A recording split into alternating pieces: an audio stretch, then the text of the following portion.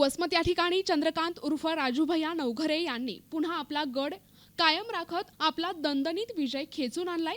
समर्थकांकडून मंत्रिपदाची अपेक्षा होत असून चंद्रकांत उर्फ राजूभैया नवघरे यांनी वसमत विधानसभेचा गड कायम राखल्यानंतर आमदार राजूभैया नवघरे यांचे खंदे समर्थक बालूमामा ढोरे यांनी पहिल्यांदाच प्रसार माध्यमांशी संवाद साधलाय। नेमकं काय म्हणाले पाहूयात सविस्तर वृत्त। जवळपास असंख्य मतांनी आपला विजय झाला आहे। काय भावना आहेत? ठीक आहे, काही आपला ताकावरले कार्यकर्ते म्हणले जात होतं।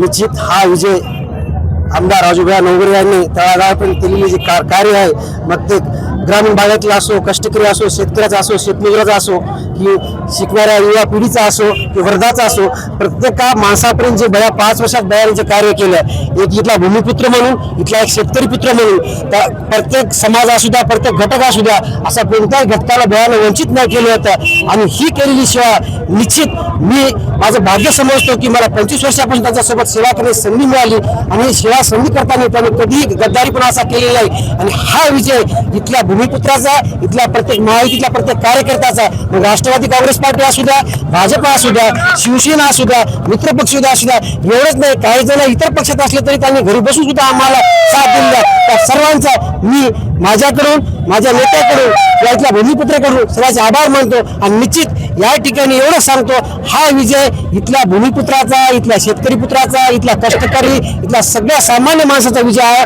हा कुठल्या धन बागड्या नेत्याचा काही विजय नाही आणि हा ताकावर कार्य करणाऱ्या कार्यकर्त्याचा विजय आहे, अशी यापासून मी सांगू इच्छितो। आणि वसमत विधानसभेमध्ये भैयाच्या रूपाने मंत्रिपद येईल का?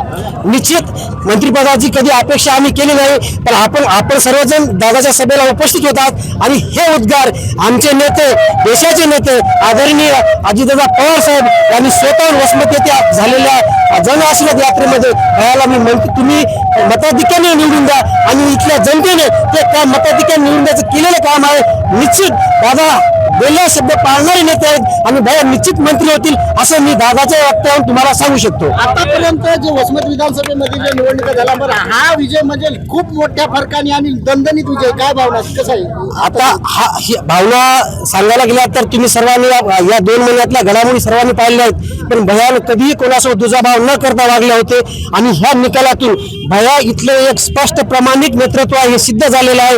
कोणी अनंत प्रकारच्या टीका केल्या होत्या, ज्याला भैया गुरु म्हणून मानत होते, त्या गुरुने सुद्धा शिष्यावर नको ते शेण फेकण्याचं काम केलं, पण आम्ही कधीही त्या गुरुला कधीही तिरस्काराला बोलण्याचं काम केलं नाही।